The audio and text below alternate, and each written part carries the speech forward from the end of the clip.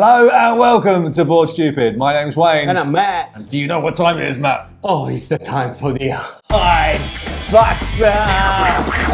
Hype Factor! And it's the last one of the year. Basically, yes, because from September, we're going to be very much Spiel focused. We got 5 great games that are still coming out in 2024. Maybe. Probably. That's what they I'm told, not even going to say probably. Us. I'm going to say possibly. Yeah, but if you want to know anything about all this stuff, if you want to know all about our Spiel things that we're gonna do, well, hit the subscribe button so you can keep following us and knowing every time we bring out a video for you. You can stalk us while we're walking around. Yeah, exactly. Germany. Yeah, and when we're Spiel, yeah, we're gonna do a lot of content again. Very much like UKG, that I'm actually wearing a t-shirt today about. So go and check the UKG playlist that we got there. But so you kind of have an idea what we're gonna do for Spiel. But apart from that, what the guys need to do as well. Once they subscribe for all of that, which you certainly should do. If you like this t-shirt, then maybe you should check out Into the AM.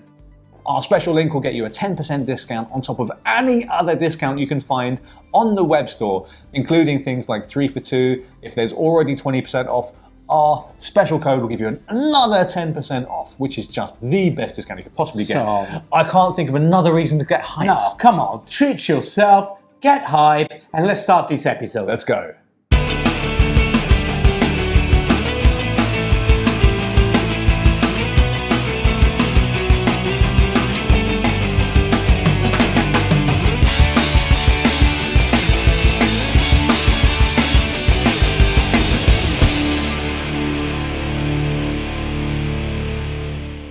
So the first game on this list is a monster smashing kaiju battle. Yeah. For 2.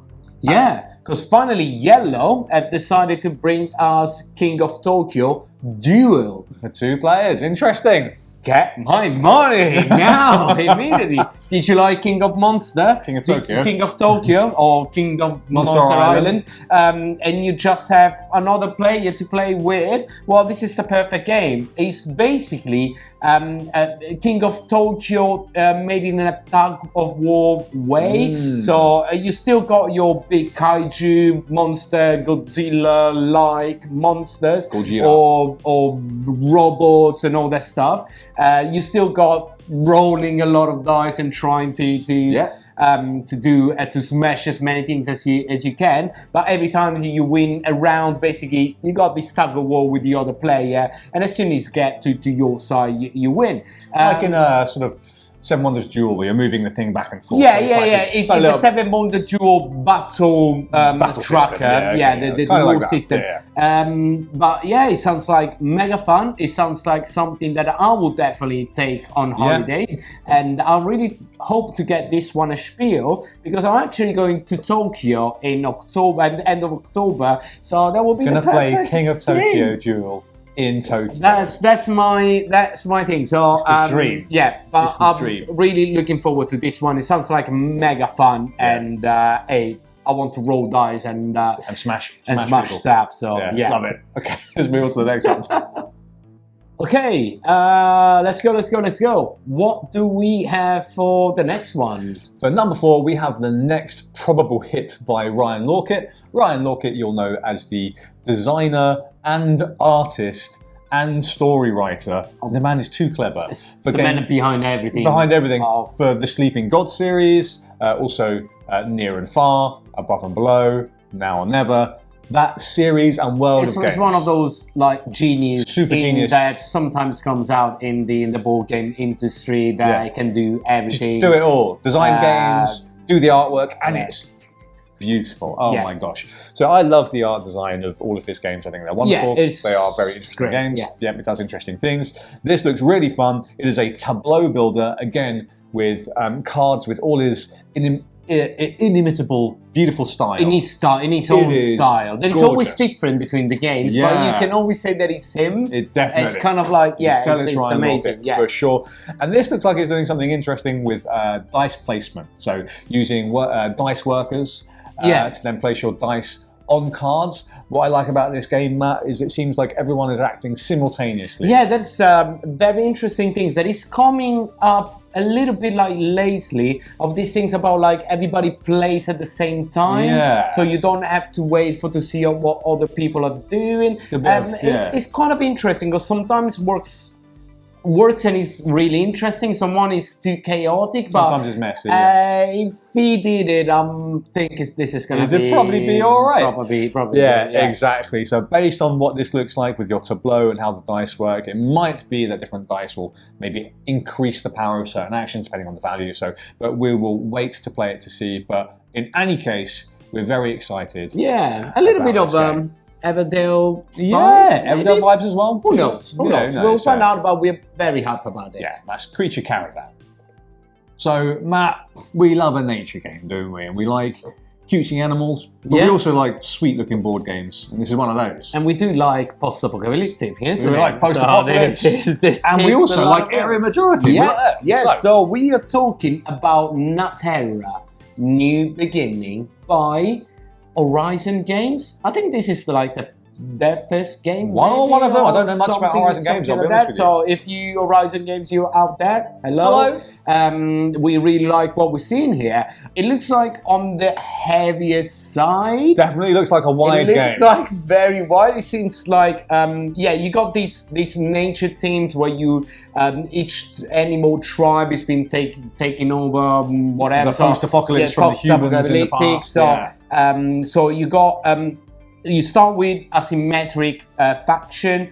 You adding then area majority, so you need to do stuff. You add a tech tree apparently. You adding open drafting. You adding a lot of placement as well. Worker placement. It sounds like on the heavier side. Definitely. But I'm really intrigued. It looks fantastic. I love the vibe of it. I mean, the whole sort of sentient animal tribes thing. I love it. It's already a team that, we both really like it. It seems really super cool. We both love area majority games. Width isn't particularly a problem for me if it's well explained and it has a reason.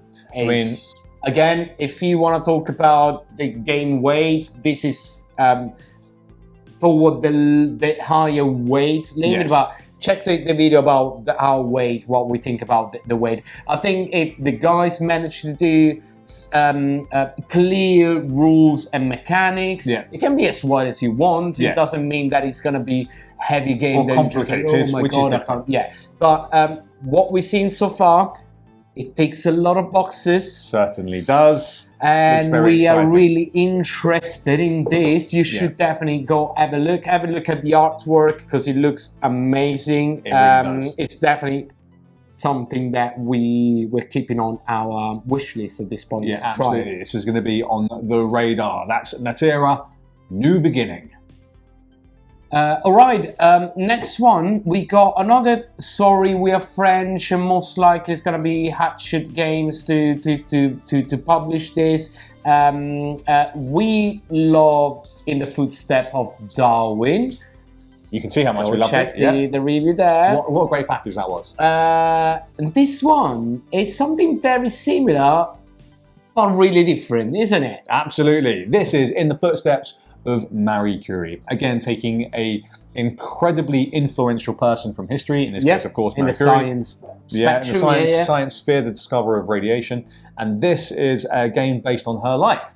And it is a wonderful looking game. It is by the same team from In the Footsteps of Darwin, same artist, all of that. So it's, so you will recognize some of it.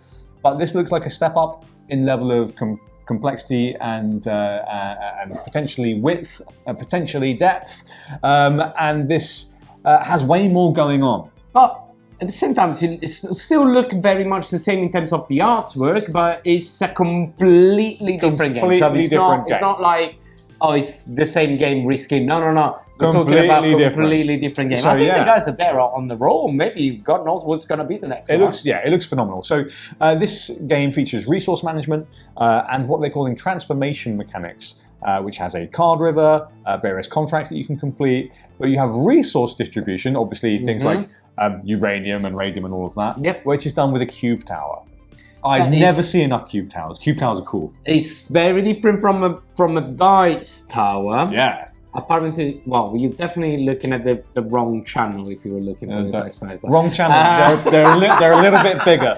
But they're over there somewhere. So it's not like you put in a dice and it comes out. In theory, with a cube tower, you're putting out some cubes or resources. Different colors normally. You don't really know what is coming out because it's normally inside the physical tower. You got different levels, so something is gonna push the other ones. It's been a few games that had this mechanic. Shogun is one. Yeah, there's one. Very famous one that does that very well.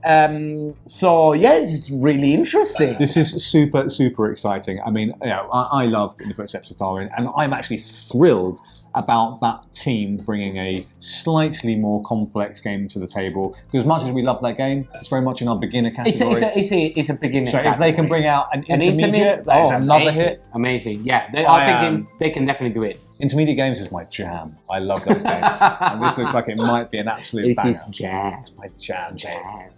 Or my radiation in this case. Jam. Matt, we can't finish the last hype factor of the year without a little bit of Italian flavour, can we? Oh yes, especially with Roman flavour. So let's talk about what's this one? What's on the list? Oh, the last one. We are talking about Eterna from Ares Games. Eterna sounds like to be my new favorite game in terms of like Euro games, possibly. So basically, it's from the same guy who did the Brass series. So Martin Wallace. So there's your baseline. So you're talking about that kind of style of game. So this is going to be area majority and management, worker placement. Yeah. Looks pretty wide-ish, but probably deeper than wide. Yeah, knowing Martin Wallace's design. And you basically controlling one of a Roman family throughout 3 different eras, so different from Brass which is the 2 eras. 3 eras. So you basically going through the monarch, the kingdom, the Roman Republic, the empire, and you're basically trying to gain power. Yeah, gain your influence. Gain influence with the emperor, trying to get the people not to kill you on the street. And make sure there's no unrest, or control the people, make sure you're in a good light, all that sort of stuff. It's basically trying to be the most influential Roman family that is highly thematic, because that was what was happening, all the politics and all the stuff around the power, controlling the militaries and all that kind of stuff. It looks wide. Thank God it doesn't look that brown, because something like that you would think like this is gonna be brown. Actually, no. Because Ares game, thank God, they do some amazing games. Italian. It's Italian people. What are you going to do about it? And the pieces look very nice. They've got these wonderful like 3D wooden like temples and things like that. I think it looks marvelous. It looks this is more on the heavy side. It will be on the heavy side. It's gonna be heavy. Probably, I don't know, probably heavier than a Brass of Birmingham. Potentially heavier than Brass Birmingham. It looks like the board looks like way BCM. Quite a lot going on. However, to me, the theme looks like, of course, it's really interesting. Being grown up in Rome, that's my thing. In terms of like area majority and all that stuff is very much. We love area majority. We like it. Yeah. So yes, we're really looking forward to see this game coming up. Yeah, we think it will be at Essen, so let's we had an interview with the Ares guys back at UKGE, and this is gonna be a spiel. Along with a ton of other games that Ares are doing. Yeah, they got a lot. There's a lot coming and a lot out. But I don't think we could have ended without this big release and with an Italian flavour, and it looks absolutely fantastic. I can't wait to play this. And a new one from Martin Wallace. This is high on my list now. Yeah, I think that the chaps at Ares were quite excited about it as well. Yes. So that takes us to the end of the last hype factor, Matt. Can you believe it? Oh my God. No more hype. Matt, so that was it. That was hype factor for this year, for 2024, because again, moving into spiel now. From next month is going to be very much about spiels. And then it's after that is the end of year content. And then it's going to be end of the year, yeah. So we will very much, we love doing the Ike Factor. Please tell us if you want us to keep doing it in 2025 as well. And if so, we'll start that in January. Well, yeah, we're going to do a 2024 recap toward the end of the year. So we're going to have a look at where the games are. We're going to review all the Were they worth the hype is what we'll be looking at the end of the year. But yeah, that was a really fun series to do, so hopefully you guys enjoy it. Let us know if you want to see more, if you want to see less. Probably not, let's see more. But about that, click the subscribe button. Make sure to check all our content, and we try to bring you all the content as possible. Yeah, twice a week, every single week. Let us know what you think in the comments below. As Matt says, show us that you care by hitting the subscribe button and get hyped with us. Check out the rest of our videos, and we'll catch you again real soon. Ciao!